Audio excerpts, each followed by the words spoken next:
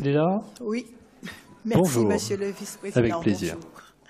Monsieur le Vice-président, Madame la Vice-présidente, mes chers collègues, la pollution de l'air est un sujet majeur pour les Français.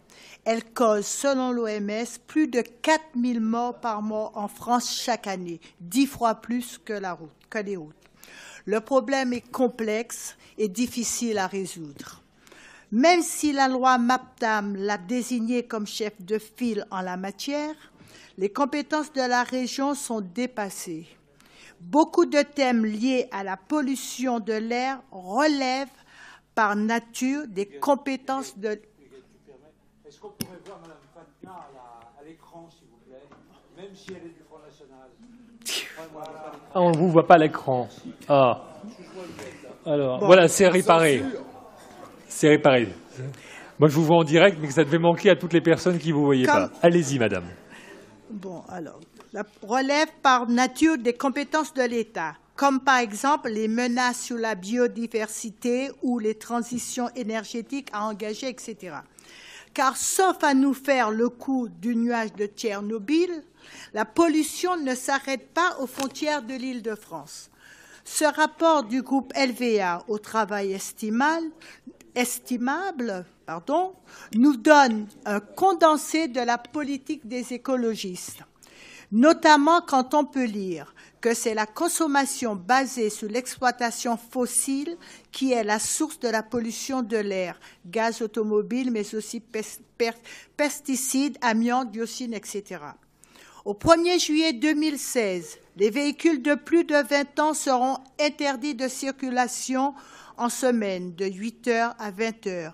Et progressivement, jusqu'en 2020, les véhicules de plus de 9 ans seront interdits. Le problème est que ce jeu de la gauche crée, en dépit de tout, un désastre économique. D'un côté, les classes aisées qui roulent dans les véhicules récents ne seront pas concernées. De l'autre, ce sont les classes populaires de banlieue et les professionnels qui souffriront le plus. C'est bien entendu à eux que nous pensons en priorité. En réalité, la pollution de l'air est assez peu liée au trafic routier, car les particules fines se déplacent avec les vents.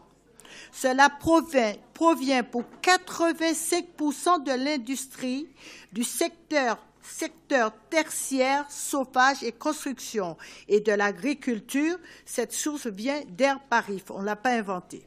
Quoi qu'il arrive, si on réduisait à zéro le trafic automobile en Île-de-France, il resterait 92% des particules fines en Île-de-France. On voit que le trafic routier n'est qu'une partie du problème. Or, au-delà des préoccupations environnementales, il y a surtout des enjeux politiques autour de cette question.